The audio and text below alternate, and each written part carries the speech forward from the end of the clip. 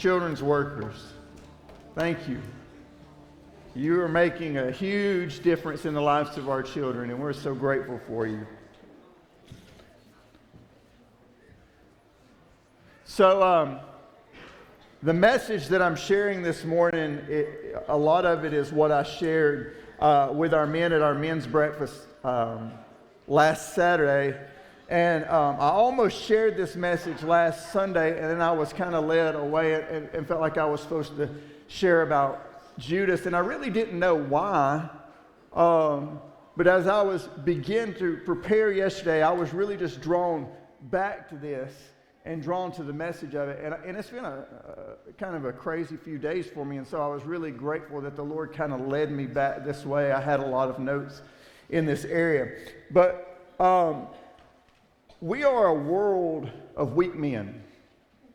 And being a man, I hate to say that, but we're a world of weak men. We see it so clearly by the examples we see lived out in front of us. The language that pours from the mouths of those around us, the evil intents of the heart, the selfishness that abounds. And very little people even acknowledge the idea of, hey, what would God want me to do? I mean, you don't have to answer it this morning, but how often do you ask that question when you're going through anything? Do you say, well, what does God want me to do in this? And when your emotions are so on the edge and you're so ready to pounce and you're ready to move and you're ready to do everything, and your body just says, run toward this or run to this or say this or say that. How often do we ever just stop and say, hold on a second, what would God want me to do here? Because see, emotions are liars. And they'll lead you in the wrong places. And a lot of people have lost their life because they let their emotions run wild.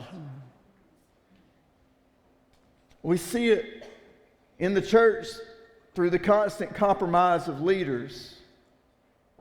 And unfortunately, this compromise flows from our pulpits to our people. How often do we see pastors that fall? And we've equated Christianity to a service that we attend a couple times a month. And we say, oh, we're good if we're going every week to church, or we're good if we're going at Wednesday and Sunday, or we're good if we're going at least 2 times. I'm still good. And the whole thing is that doesn't make any difference. I think it does show the temperature of a person by their willingness to go and their want to go and their desire to be with people like them. But you know what? I don't think that was what makes you Christian or not. Strength comes from endurance. Strength comes from resistance. And strength comes from intention. So if I intentionally get up every morning and I run and I work out, guess what happens? I build strength and I condition my body. And my spirit man is the same, because I must be even more intentional with him. I must put him through the workout. I must seek the Lord while he can be found. I must go to God when others are not going to God. Just like some of you, you'll go to the gym when others are not going to the gym, so you'll reap the results of going to the gym. It's the same way when you spend time with the Lord. You'll reap the results of the time that you spend with the Lord. And when you're out of shape and you feel flabby, guess what? It's the same way spiritually. We can be out of shape and we can feel flabby and we can feel useless because we're not digging into the Word. And you know what we leave ourselves susceptible to is attack. It's the same way, like if you physically can't run away, it's going to be real easy to be attacked. But you know what? If you're spiritually and you're not ready, guess what? He's going to tell you all these lies that you're going to start believing, and you're going to say, I can do all these things, I can do all these things, and he's just beating you down and attacking you and attacking you and attacking you because you can't get free, because you don't have anything to fight with. Matthew 24:13 talks about endurance. It says, the one who endures to the end will be saved. And what happens is weak men don't endure. They quit. Weak men don't endure. They quit. Joshua understood endurance. He had been one of the spies that went into the promised land, and although there were giants there, he believed that with God they could take the land. 10 others in fear sided against him and Caleb and the children of Israel and wandered in the desert for 40 years until all of the doubters of that generation died off. And he had to endure because of the failures of others in spite of the great faith that he had. Have you ever had to endure something because of the failures of others? That's a fun place to be in. In Joshua 1, he's finally about to lead Israel into the promised land, and this is what God tells him. And I love this. I talked about this verse this morning, Joshua 1. Have I not commanded you, be strong and courageous? Do not be afraid. Do not be discouraged, for the Lord your God will be with you wherever you go. God is telling that to a man who's literally had to wander in the desert or the wilderness for the last 40 years. He's watched an entire generation die off because of their unbelief. Now he's tasked with the job of leading them to the promised land. And I'm sure he's got a little bit of doubt in his mind about how things feel. And he says, you know what? God says, hey, have I not told you, be strong and courageous? And if you looked at Joshua chapter 1, I think he says that 3 or 4 times in there. And if you look right before that at the end of Deuteronomy, I believe it is, he says it there as well. Be strong and courageous. See, strength and courage, these were the marks of a godly leader. And it's boldness in the face of fear, and it's boldness in the face of frustration. Because both of them come. And I want to show you this morning what I showed the men last Saturday. But it's this, is that bold men do bold things. Bold men do bold things.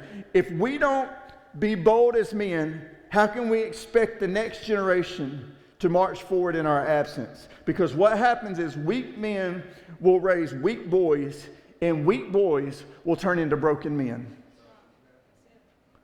Weak men will raise weak boys, and you don't have to look around far to find it. And then weak boys eventually turn into broken men, men who don't know what to do. And we must be intentional and lay claim to the next generation before the next generation is snatched from our grasp. There is a severe lack of discipline, discipleship, integrity, and character in our society. You know why there is a lack of integrity and discipline and discipleship and character in our society? Because few men have it. You would see more boys who had it if you had more men who showed it. It's hard to obtain what you've never seen. And I see a lot of young men. I'm in the school. I'm in Ohatchee some during the week. I'm in Weaver some part of it. And I see a lot of times what happens is you have kids that don't have discipline. They don't have character. They don't have integrity. And it's because, you know what? They come from a family that doesn't have it either. I see it all the time. And what's missing is their fathers in their homes a lot of times. And their fathers sometimes are even physically present but spiritually absent. And you can't give what you don't obtain. I can't give you something that I do not have. How can I say, oh, you've got to be a man of character and then be addicted to pornography? How can I say, oh, you've got to have integrity, but I'm taking money when no one's looking? How can I say, oh, you've got to have integrity and character, but I'm putting pornography in front of my eyes. I'm thinking about everybody but my wife, and I'm blessing over every lady that walks past me. Come on, man. We got to be bold. Boldness. In Genesis 12, boldness is what would lead Abraham to leave his father's city and travel to an unknown place that God would show him and ultimately become the father of the nation of Israel. In Genesis chapter 22, by boldness, Abraham would take his promised son, lay him on the altar, raise the knife, and only be stopped at moments before the knife fell by an angel of God. It's boldness. This is what would lead Nehemiah to rebuild the walls of Jerusalem in 52 days in the face of opposition in a time where they had been destroyed for over 70 years. In 1 Samuel chapter 17, David, a young boy, would face a giant, and it would unlock the kingdom of Israel, and it would give him access and a seat at Saul's table and ultimately the throne. In Daniel chapter 6, Daniel would go to a lion's den, and even in the den of death, God would shut the mouth of the very lions put there to consume him. In Daniel chapter 3, Shadrach, Meshach, and Abednego would walk through the fiery furnace that killed the guards who threw them in, but only burned deep enough in them to remove their shackles, but not even make them smell like smoke. And it gave them the opportunity to be in the fire with Jesus. In Joshua chapter 3, bold things are Joshua walking up to the Jordan River and watching the water part, but only after their toes touched the water. They did not part on command but only after approach. His boldness to lead into uncertainty gave them the passage on dry ground in the promised land. And their boldness did not come without opposition. It did not come without having to walk through hard places. But the result was they passed through adversity, but were never consumed by their adversaries. You can pass through adversity and not be consumed by your adversary. We can be tempted and tried, but we can be surrounded by Jesus. We can wear Scripture on our body. We can wear it in our heart. We can put it on our mind, and we can be equipped for every situation. Will it not sting? Yes, it will sting, but you will survive. You know what? There are no stories told thousands of years later of the people who played it safe. We're not gathering on Sunday morning and sharing stories of the ones who were too afraid to go. It's in boldness that miracles occur. It's in boldness that history is made. And it's in boldness that manuscripts are written. And so this morning, as we're diving into this, bold men do bold things. The question is this, is how will you be remembered? And not just how will you be remembered, is will you even be remembered? Will your existence matter? What I know about boldness is that breakthrough often comes in response to boldness. Surrender's for the weak. Surrender's for the weak. Compromise is for the weak. But breakthrough comes on the end of boldness. I talked about this earlier, but look at Numbers chapter 14. Numbers chapter 14. This is after 13 is where Israel sends out the spies. And they go out and they view the promised land. But this is right after that. Joshua, son of Nun, and Caleb, son of Jephunneh, were among those who had explored the land, tore their clothes, and said to the entire Israelite assembly, "The land we passed through and explored is exceedingly good." Now, he had 10 spies that said, "Oh, they're afraid to go. They're afraid to go." Joshua and Caleb said, "We can go, we can do it." And the way that they describe the land is, the land we explored is exceedingly good. You want to talk about perception? It changes everyone's reality. Hey, if the Lord is pleased with us, He will lead us into that land, a land flowing with milk and honey, and when He will give it to us. Only do not rebel against the Lord, and do not be afraid of the people of the land, because we will devour them. Their protection is gone, but the Lord is with us. Do not be afraid of them. But the whole assembly talked about stoning them. Then the glory of the Lord appeared at the tent meeting to all the Israelites. And after this is when they find out, hey, you're going to wander in the desert for 40 years, and all of you are going to die because you didn't have faith. But Caleb and Joshua tried to warn you. They said, hey, the Lord is with us. Joshua and Caleb were 2 of the 12 spies sent into the promised land. They were ready to boldly take and occupy the promised land.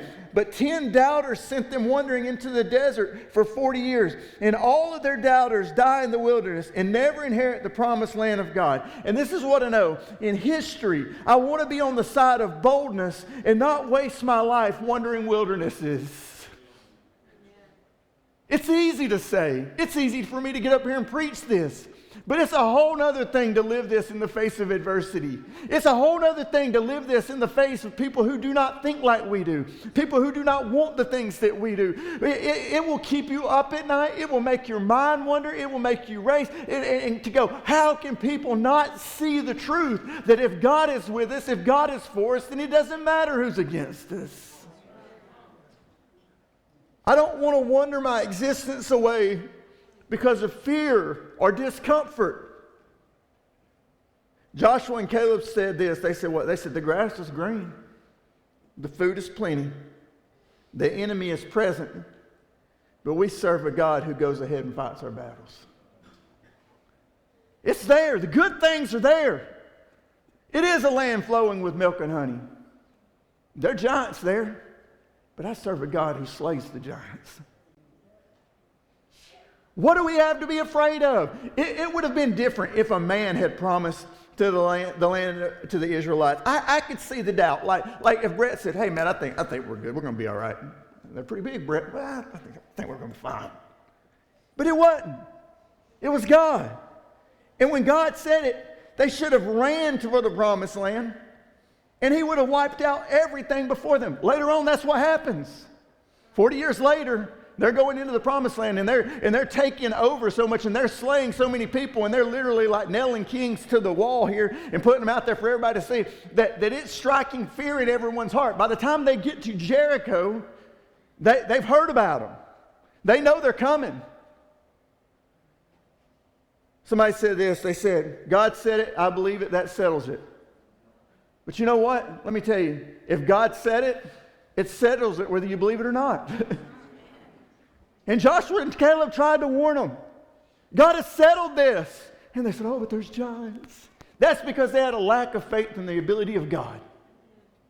And there are people that stand up here. I say you better be very careful when you stand behind these pulpits. And they're afraid to go, but God's saying go.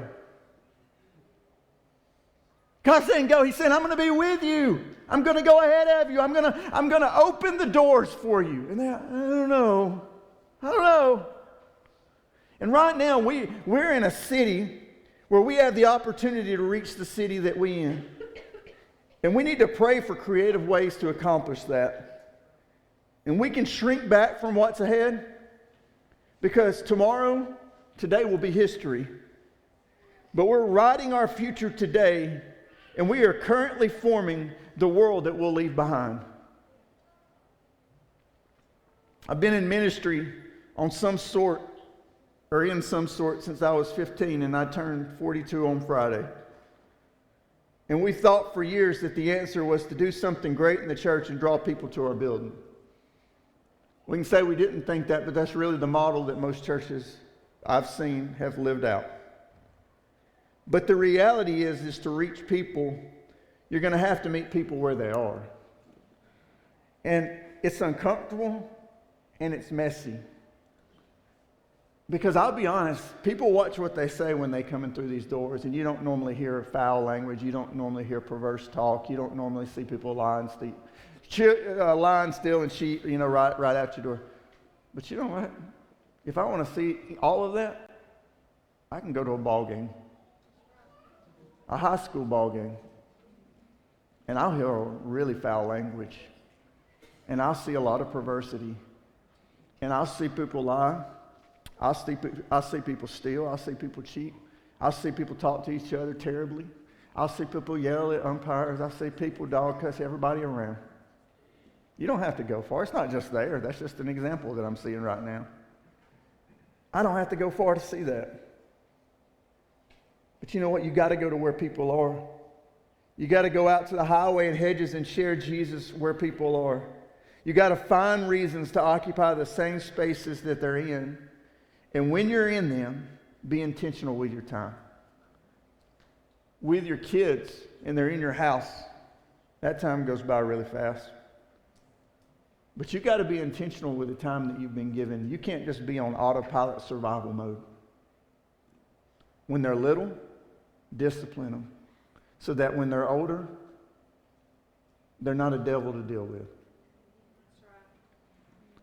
Because when you send undisciplined children to our children's workers, it makes their day a lot more difficult. When you send them to the school, it makes their day a lot more difficult. It's sad, some of the things that teachers are having to deal with. If we're not careful, we will do the same thing the spies did. We will not recognize that God is with us. We have Jesus, the very Son of God, living in our heart, and we need to remind ourselves in all the places that we occupy. When you get to work, when you're out there at the gas station, when you're in all of the places that you'll occupy. Think about all the different places that you'll go this week. When you step into the door, you need to realize Jesus is here today. Jesus is here because He's in me. So He's here. And you know what? So Jesus is at my job. Jesus is at the ball field. Jesus is at the restaurant that I've been given. And that I've been given this sliver of time of influence with those that I come in contact. And in that moment, when I'm in that position, this Psalm 19:14 needs to come to mind. Let the words of my mouth and the meditations of my heart be acceptable in thy sight, O Lord, my strength and my redeemer. Let that come out of me. Don't let the world come out of me. And the reason that the world's coming out of me is if I'm putting the world inside of me, it is naturally what I will regurgitate. Please put this inside of you so that when somebody goes, well, why is it the way that it is? This comes out.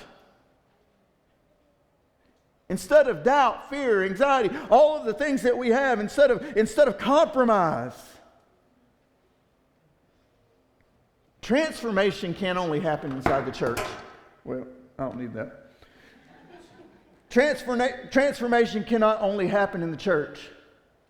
At best, we're here 2 out of 7 days, and we'll visit the church for a total of maybe, let's give it a little bit, 4 hours a week. The rest of your life cannot be lived on autopilot.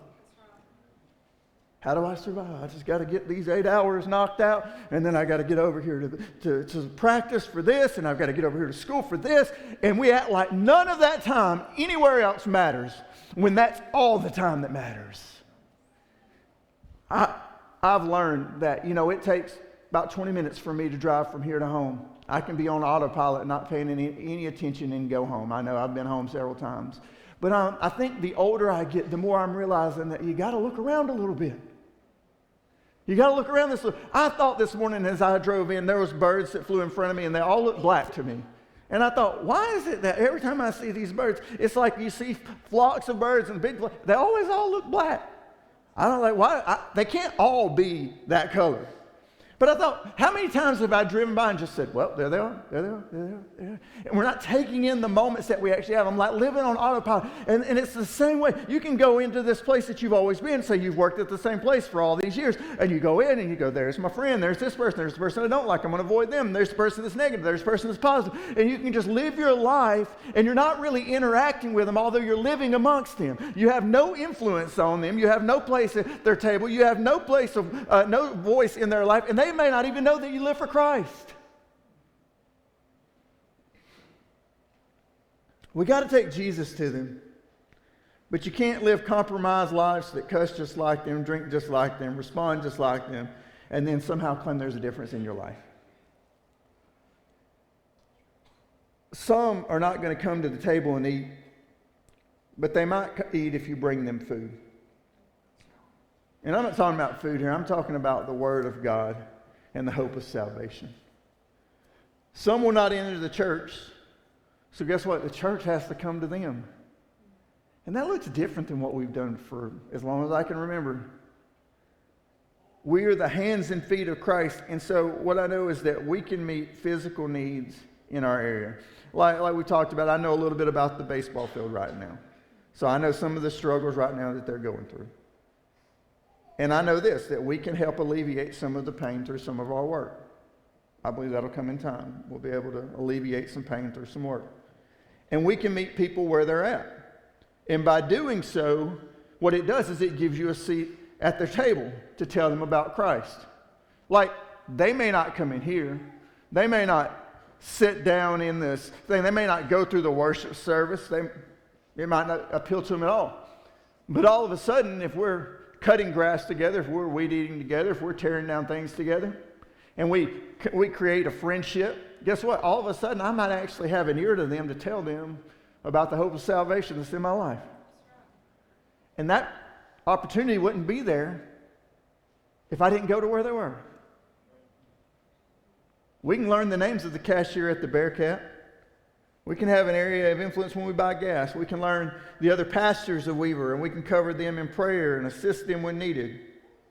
They're not the red team and we're the black team. It doesn't matter. We can be kingdom and not just campus, because we can carry the kingdom that we learn about in here, the kingdom of God, off of the campus. And when you go into strict training, what happens is you watch everything you eat. You plan every exercise you do. So what happens is then you accomplish the physical outcome that you desire. But what if the church operated that way, in such a way that when we're trying to reach the lost, what if we were strategic in our placement and strategic in our method? Like, what if me and Brett and Jamie got together at the first of the week and we said, you know what? This week there's going to be a lot of people over at the football field. They got a track meet going on over there. It's going to be a lot of folks there. What if we just mingle in amongst them? What if we just, get to know them, and then, what if over time we just kind of, they get to know a little bit about us, and they find out what we're about, and I get to tell them about Christ, and then we meet the next day, and we say, oh, what's going on today? Well, I got to go to work. Okay, well, at your work, we know these people are going to be there, and maybe I'll just put one scripture out there, and I'll just lay it out, and then all of a sudden, guess what? We're making strategic impact in the places that we're at. Paul said it like this. If you have your Bibles, 1 Corinthians chapter 9. This starts at verse 19. He says, though I'm free, I belong to no one. I've made myself a slave to everyone to win as many as possible. I'm free, but I strategically made myself a slave. And because I made myself a slave, I'm going to win as many as possible. To the Jews, I became like a Jew to win the Jews. To those under the law, I became like one under the law, though I myself am not under the law, so as to win those under the law. I took on that burden, and I said, I'll be like them so that I might reach them. I'll have a place at their table. To those not having the law, I became like one not having the law, though I'm not free from God's law, but I'm under Christ's law, so as to win those not having the law. To the weak, I became weak to win the weak. I've become all things to all people, so that by all means I might save some. I do this all for the sake of the gospel, that I may share in its blessing. Look at this. Notice something here. Verse 22, the end of it. I'll become all things to all people so that I might save all? No. So that I'm going to save some. We're not going to save them all. But we're going to become all things to all people. I'm going to be friendly to everyone so that I might actually have an impact on some. You can't be lukewarm and accomplish this. You can't be 1 foot in and 1 foot out. It takes diving in. And everybody, different calls in people's lives. Oh, this person's called to missions. This person's called to be a preacher. This person's called to be a teacher. And all of this, I would say this. People say, I'm not called to the mission field. I'm not called to the mission field. What people say, I'm not called to the mission field. And I'd say this, look around, you're already in it. You're already in it. I don't have to hardly step outside the door before I find somebody that needs it. While the mission field is in villages in Africa, it is in large cities in Japan, it is in poor towns in Mexico, the mission field is also at your job, it's also at your kids' school, and it's also inside of your family. I'd like to see some more missionaries there. Going through my week, I witnessed so many things that are the evidence of Christ missing in the home. And sometimes it's even being spewed from the mouths of children whose parents carry them to church. There's a difference in carrying people to church and carrying people to Christ.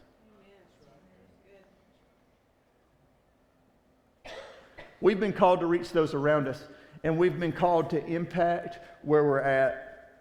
And are we to think that where we've been placed is not important to God? And are we to think that our being there as carriers of the light is not strategic in the plans of God? There's a reason why some of you guys work at Anniston Police Department. And you've recognized that, and a lot of you have your Bible studies there, and we've seen a lot of people come to Christ because of it. There's a reason why some of you are teachers at Weaver and Sachs and the other places that we've represented. There's reasons. It's because God wanted us to be in those places. And He wanted us to shine a light into them. And we know this, that I can do something. I mean, I can do everything, but I can do something. I can volunteer. I can financially support. I can live as a light to a darkened world. And when all others fall away, guess what I can do? I can stand for the Lord. Because this is what I know. I'm capable of living for Christ. It takes telling your flesh no, but you're capable of living for Christ. This is the reality that lies ahead of us. We can do just enough to survive and die, or we can believe that in our weakness, He's stronger and push forward. We got so many breaths we're going to take. We can just survive and then die, or we can believe that even in our weakness, that he's stronger and push forward. Guess what? God's going with us. Spies, listen. God's going with us. The land is full of giants, but we serve an even bigger God who looks at the giants like it's nothing. But we're so afraid of them because they're bigger than us. But praise the Lord, I serve a God who's even bigger than that. The land is good. It's going to be real good. Is there going to be adversity? Yeah. Are there going to be adversaries? Yes. Are they going to touch me? No. Lay claim to the lost. Snatch up the community from a destination of hell. And go down to the enemy's camp and take back what he stole from us. Weak men are not warriors. But bold men battle and bold men build. Bold men battle and bold men build. In my life, I felt a lot of times that I'm called to rebuild the broken places. I don't even know what all of that means yet. I just feel like that's the call that the Lord's put in my life. And so I'll go anywhere that he wants me to go and do anything that he wants me to do, and I'll say anything that he wants me to say because I want to further his kingdom. Because as the older I get with every birthday, I realize that it's a gift to even just have another breath, and I realize that I'm not going to be here forever. And only the things done for Christ are going to last. So I want to battle. And sometimes the biggest battle is against myself. When to keep this closed and when to open it. So I battle and then I build. I'm building through Elijah. I'm building through Hosanna. I'm living out a life before them that tries to be above reproach so that maybe one day they can stand and say, well, my dad did it, I'm capable of it. I've seen it in my mom's life, so I'm capable of it. I've seen it in my grandparents' life, so I'm capable of it. They're rich in history of people that have lived for the Lord. So they're going to pull from that. Some of you may not have that history, so guess what you got to do? You got to build from the ground up. But what I found is that Christ is a solid foundation, and rock bottom is a great place to build that foundation. Life is full of contenders and pretenders. They're full of people who fight and who can stand, and it's full of people who want to say they can, but really can't. And if you want to find a lot of the pretenders, go to social media. Jude 1:3, Beloved, while I was very diligent to write to you concerning our common salvation, I found it necessary to write to you, exhorting you to what? Contend earnestly for the faith which was once for all delivered to these saints. Fight for it. Everybody wants to look at us like we're weak. Everybody wants to think that because we don't just let whatever comes to our mind come out of our mouth that we're weak. Just because we choose to not be the ones that are stirring up the trouble, that are fighting the fight, that are participating in the talk that's ungodly. They want to look at us like we're weak. And the whole time, it's a lot harder for us to contend for the faith than to participate in their foolishness. Surrender is easy and lesser men lay down. Compromise is easy because it's surrendering to temptation and opposition. But you got to fight for faith. You got to fight for your family. You got to fight for your freedom. And notice that I changed this one a little bit. You got to flee temptation. My dad used to say, live to see another day. It's okay to get away from it. Men have fought fights that they didn't need to be in, and it cost them their life. Temptation is not something that you stay around and play with. Temptation is something that you get away from. If we look in the story of Joseph from Genesis, what did he do when when Potiphar's wife tried to get him to sleep with her? Eventually, he ran, and he ran so swiftly that she took off his robe and he left without his clothes. He got out of there. You got to flee sometimes. If our church is successful, shouldn't we see change overflowing into our community? And shouldn't the community actually be better because we're here? And if the reflection of Jesus from us, it ought to cause change on those around us. And as we grow, the influence of our presence should grow. And when I say us, it's not us, but it's what's living in us. Like when you camp or when you hike, you're not supposed to leave anything behind, because the reality is this: just your presence over time affects the environment that you occupy. That's why we can look back through time and we can see where people touch something every day for so long and it wore rocks down smooth. The city, this area, it should all have traces of our presence. Like, you ought to see the city and it ought to make sense to you, and you ought to say, yes, that makes sense to me, that this church is here and the city has been better since it's been here. I'll leave you with the words that God gave Gideon when he called him to fight a people that was much larger than him. If you know the story of Gideon, he says, I'm like the weakest of the weak, and God calls him to fight the Midianites, and there's like 100,000 of them. Judges 6:14, the Lord turned to him and said, go in strength you have and save Israel out of Midian's hand. Am I not sending you? See, that answered any question that Gideon would have had, because if he said, oh, I can't do it, but he said, am I not sending you? Oh, I don't think I'm smart enough. Am I not sending you? Oh, I don't have those gifts and abilities. And then he says, well, am I not sending you? And then it goes back to, well, if God said it, then it is. God has mobilized us to go forth and conquer the city for him. And God is sending you. And sometimes this is not a comfortable call. And it's not even a popular call. But it's waging war against hell. And bold men battle because too much is on the line. And this is the script. Brett, you're going to love this, because I know you love this quote. Too much is on the line. So what? The only thing necessary for the triumph of the evil is good men to do nothing. Too many of us want to do nothing. We do nothing and we live life like we have plenty of it. And then one day it's gone. We think that we've got all of this time to impact where we're at, but then one day it ends. And one day you're no longer there where you were. No longer you have the influence that you once had. No longer you have the ability that you once had. But the reality is that we can all do something.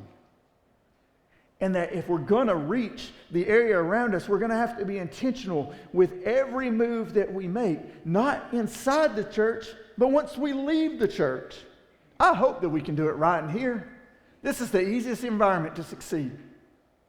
But we need to do it right when we're out there. And it needs to draw all men to him. Worship team, would you come this morning? Bold men, bold women, we do bold things. And that boldness comes from an inward decision to follow after Jesus. Let's stand this morning. Close your eyes and bow your heads. Where are my bold ones at? Where are the bold ones? Where are the warriors? If you have a warrior spirit, you know if you do. You got things in your life that you're like, yeah, I'm ready to fight. I'm ready to go. Where is the warrior spirited people? Because that's not a bad thing. It can just be a misdirected thing. Fight for what the Lord wants you to fight for. Fight for the things of God. Fight to establish his kingdom. Fight for his purpose. Quit tripping over yourself. Quit compromising. Quit doing things that everybody else does, because you're going to get what everybody else got, and we're trying to get a kingdom that does not fade. This morning, the altar is open for people who say, you know what, I want to be part of the solution and not part of the problem. I don't want to compromise anymore. I want to live for Christ. And I want to influence every area around me. And I want this place, this city, this area, these cities around us to be better because I'm in it and because I carry Christ in it. And I want to make the right decisions. I don't want to let my emotions rule. I want to let what I know rule. And that's the things that I'm rooted in the Bible. This altar is open this morning for some people to make some bold commitments with some broad expectation of what God could do if we would just sell out to him. So I'm praying this morning that you would become a person of character, integrity, discipleship, and discipline.